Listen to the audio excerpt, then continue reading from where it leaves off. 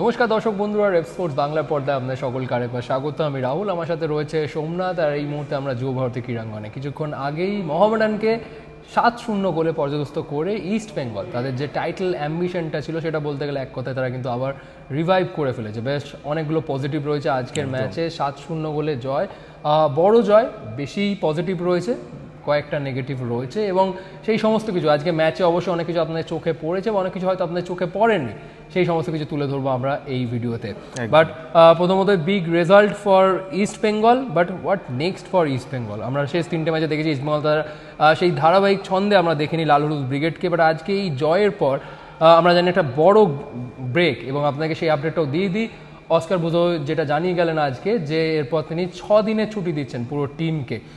But আপনারা জানেন এই মুহূর্তে মিডল ইস্টে যা পরিস্থিতি, যুদ্ধকালীন একটা পরিস্থিতি, সেই কারণে যারা ইউরোপে যারা যাওয়ার কথা তারা কিন্তু যেতে পারছে না। কারণ প্রথম রিজন অবশ্যই যুদ্ধকালীন পরিস্থিতির কারণে প্রচুর বিমান কিন্তু ক্যান্সেল হচ্ছে, এবং দ্বিতীয় কারণ বিমানের টিকিট কিন্তু প্রচুর কস্টলি এখন, এবং সেই কারণে ইউরোপের যারা তারা কিন্তু সেই ট্রাভেলটা অ্যাভয়েড করছে। কয়েকজন ফুটবলার হয়তো এশিয়ার মধ্যে কোথাও তারা ঘুরতে যেতে পারেন ছোট্ট একটা ছুটি কাটাবার জন্য, কিন্তু অস্কার ব্রুজো তিনি কিন্তু কলকাতাতেই থাকছেন। প্লেয়ারদেরকে 6 দিনের ছুটি দেওয়া হচ্ছে যাতে একবারে রিফ্রেশ হয়ে তারা আবার ক্যাম্পে জয়েন করতে পারে। নেক্সট সোমবার পরের সপ্তাহে সোমবার থেকে আবার কিন্তু ইস্টবেঙ্গল তারা তাদের অনুশীলনে নেমে পড়বে। নেক্সট টার্গেট অবশ্যই চেন্নাইয়ের ম্যাচ। একটা বড় গ্যাপ রয়েছে, প্রায় ক্লোজ টু 3 উইকস গ্যাপ রয়েছে ইস্টবেঙ্গলের জন্য। চেন্নাইয়ের বিরুদ্ধে 11 এপ্রিল চেন্নাইয়ের বিরুদ্ধে ম্যাচ এবং আওয়ে ম্যাচ, একটা ক্রুশিয়াল ম্যাচ। তো অবশ্যই ইস্টবেঙ্গল চাইবে আবার তারা সেই মোমেন্টামটা কিন্তু সাস্টেন করতে। বাট সোমনাথ, এরপর আমরা জানি ইস্টবেঙ্গলের পরপর 3টে গুরুত্বপূর্ণ ম্যাচ। ইস্টবেঙ্গল আজকে যে মোমেন্টামটা পেলো সেটা সাস্টেন করা পসিবল ফর লাল হলুদ ব্রিগেড? হ্যাঁ, একদমই তাই। এবং ইস্টবেঙ্গলের যদি রিসেন্ট পারফরমেন্স দেখেন আইএসএলে, তাহলে হয়তো এই কথাটা বলাটা ঠিক হবে না যে ইস্টবেঙ্গল ভালো খেলছে না। ইস্টবেঙ্গল কিন্তু এই ভালো খেলাতে অবশ্যই ফিরে গেছে সেই চেনা ছন্দে ইস্টবেঙ্গলকে, কিন্তু কনসিস্টেন্সিটা যেটা আগে হয়তো আমরা ইস্টবেঙ্গলের খেলাতে দেখতে পারতাম আই লিগ জমানায়, কিন্তু এখনও কিন্তু আইএসএলে সেই কনসিস্টেন্সিটা অবশ্যই আসেনি, এবং এটাই সবথেকে বড় চিন্তার বিষয় হবে। এটা যদি কেটে যায় তাহলে নিঃসন্দেহে East Bengal again one of the favourites to win the ISL shield. But কনসিস্টেন্সিটাই মেন, এবং এই পয়েন্টটা ধরি, কনসিস্টেন্সি পয়েন্টটা ধরেই আমরা যে নেক্সট 3টে ম্যাচ আছে ইস্টবেঙ্গলে, সেখানে ইস্টবেঙ্গল কেমন খেলে সেটা কিন্তু অবশ্যই গুরুত্বপূর্ণ হবে। 11 তারিখ তারা খেলবে চেন্নাইয়ের বিরুদ্ধে অ্যাওয়ে ম্যাচ, ইস্টবেঙ্গলে এই সিজনের প্রথম অ্যাওয়ে ম্যাচ।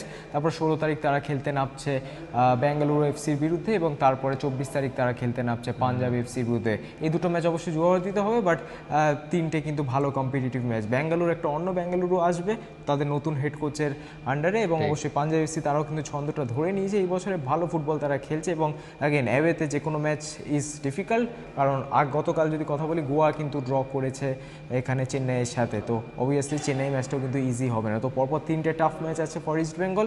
এখান থেকে যদি ইস্টবেঙ্গল অবশ্যই 6 পয়েন্টের বেশি নিতে পারে তাহলে কিন্তু অবশ্যই একটা ভালো জায়গায় ইস্টবেঙ্গল থাকবে আপাতত সেই শিল্ড যে রেস টু দ্য টপ, সেই রেসে থাকার জন্য অবশ্যই। একেবারেই তাই। এবং আজকে প্রেস কনফারেন্সে অস্কার ব্রুজো কী বললেন, অবশ্যই তিনি দলের এই বড় জয়ে কিছুটা হলেও তিনি স্বস্তি পাচ্ছেন ঠিকই, বাট অবশ্যই বেশ কয়েকটা জায়গা রয়েই যাচ্ছে যেখানে অবশ্যই কাজ করতে হবে তাকে, এবং সেটা অবশ্যই যে নেক্সট যে ইন্টারন্যাশনাল ব্রেকে যে একটা বড় গ্যাপ পাচ্ছেন সেই গ্যাপটা ইউটিলাইজ করার চেষ্টা করবেন অস্কার ব্রুজো।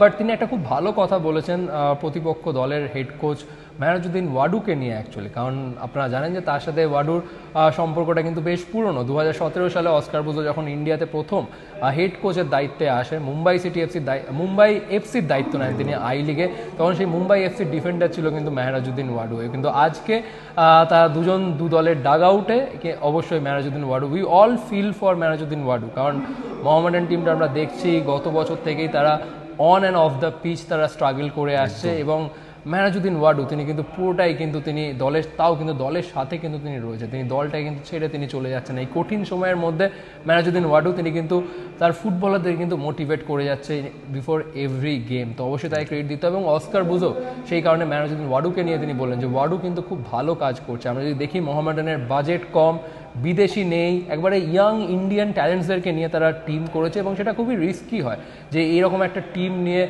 রেজাল্ট পাওয়া খুবই ডিফিকাল্ট হয়ে দাঁড়ায়। কিন্তু ওয়াডু কিন্তু সমানে তিনি কিন্তু সেই রেজিলিয়েন্সটা কিন্তু দেখিয়ে যাচ্ছে, দলের সাথে তিনিও কিন্তু লড়াই করে যাচ্ছে, এবং সেই কারণে ওয়াডুকে কিন্তু কৃতিত্ব দিলেন অস্কার ব্রুজো।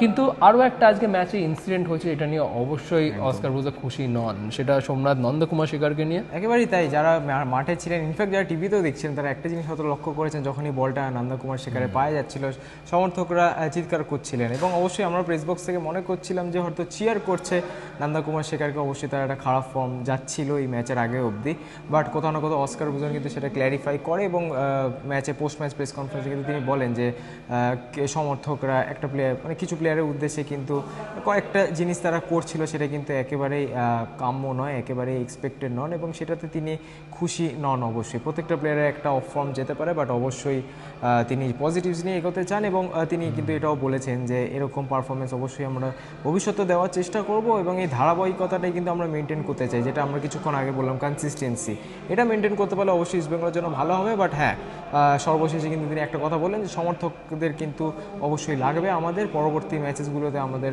একটা ভরা যুবভারতী আমরা দেখতে চাই এবং সেটাই কিন্তু এই যে টিমটা ইস্ট বেঙ্গল টিমটা সেটার কিন্তু মেন ফিউয়েল হবে। অবশ্যই তাদের কোয়ালিটি আছে, বাট সমর্থকদের প্রেজেন্সে কিন্তু ইস্ট বেঙ্গল আরও ভালো খেলবে, তিনি কিন্তু এটা অবশ্যই বিশ্বাস করেন। একেবারেই তাই। এবং ম্যাচ শেষে অস্কার ব্রুজো যখন বেরিয়ে যাচ্ছিলেন তখন তাকে আমার পার্সোনালি জিজ্ঞেস করলাম যে তিনি কতটা খুশি দলের জয়ে, বাট তার রিয়াকশন দেখে যেটা মনে হলো যে খুব একটা হয়তো তিনি খুশি নন, বাট এটা একটু সারপ্রাইজিং যে দলে 7-0 গোলে জয় অ্যাগেনস্ট মোহামেডান যদিও, বাট তাও তিনি কেন খুশি নয়, এই জয়টা কি দলের আত্মবিশ্বাস বাড়াতে সাহায্য করবে না, সেই নিয়ে প্রশ্ন উঠছে। তো কোথাও গিয়ে আমার মনে হয় দলের অ্যাটাকিং বিভাগের প্লেয়ারদেরকে নিয়ে কি একটু হলেও চিন্তায় থাকবেন অস্কার ব্রুজ, এই যে এত অজস্র সুযোগ তৈরি হচ্ছে সেখান থেকে গোল আসছে না সেরকমভাবে। আমরা যদি দেখি আজকে 3টে গোল পেনাল্টি থেকে এসছে। ইউসেফ এজারি তিনি যেভাবে গোল মিস করছে সেটা কোথাও গিয়ে চিন্তার কারণ। ইউসেফ এজারিকে নিয়ে কি বলবে, হি হ্যাজ পোটেনশিয়াল বা এখনও he is not up to that mark for east Bengal? একদমই প্রথম দুটো ম্যাচে দেখুন ইউসুফ এজারি ওপেন প্লেতে গোল আছে, কিন্তু এই যে একটা 3টে ম্যাচের ব্যাড প্যাচ গেছিলো ইস্ট বেঙ্গল, এখানে ইউসেফেরও কিছু কিন্তু পার্সোনাল মিস্টেক্স আছে, নিজের ব্যক্তিগত যদি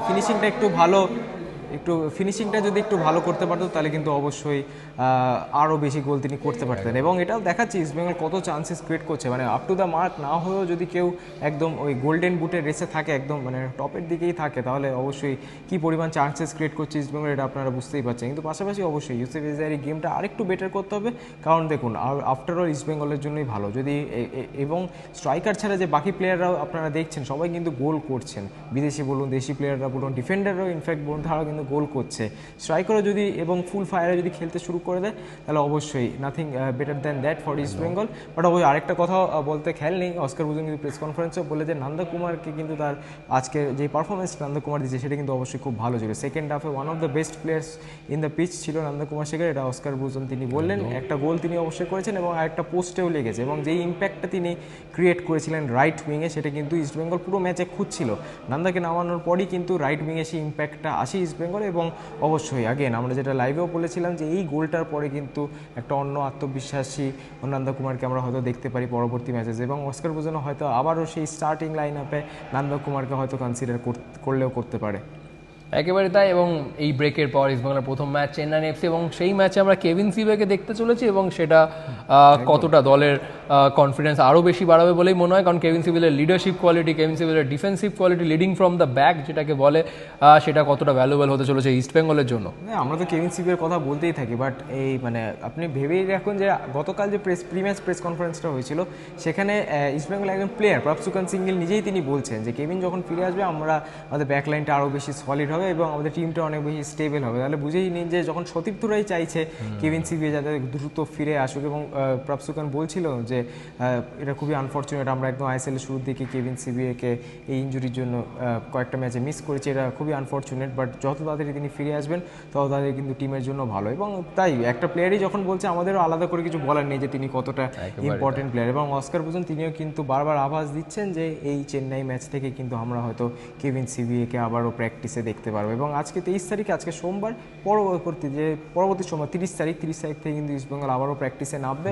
ছুটি কাটিয়েও কিন্তু ইস্টবেঙ্গলের কাছে মোটামুটি 10-12 দিন সময় আছে চেন্নাই ম্যাচের আগে, সো প্লেন্টি অফ টাইম, হয়তো কেভিন সিভিকে আমরা অবশ্যই চেন্নাই ম্যাচে ফিরতে দেখতে চলেছি। একেবারে তাই। এবং ISL will be back again from 3rd April এবং নেক্সট ফেজটা উইদাউট এনি ডাউট বলাই যায় যে বেশ ক্রুশিয়াল এবং একটা টাফ ফেজ হবে। প্রত্যেকটা টিমই কিন্তু একটা চ্যালেঞ্জিং কন্ডিশনের মধ্যে দিয়ে যাবে, কারণ যেই টিমদেরকে আমরা দেখেছি ফার্স্ট হাফে একটু স্ট্রাগল করতে, ফার্স্ট হাফে অনেক প্লেয়ারের চোট আঘাত ছিল, অনেক শর্ট প্রিসিজনের কারণে একটা ফিটনেসের কমতি দেখা যাচ্ছিল।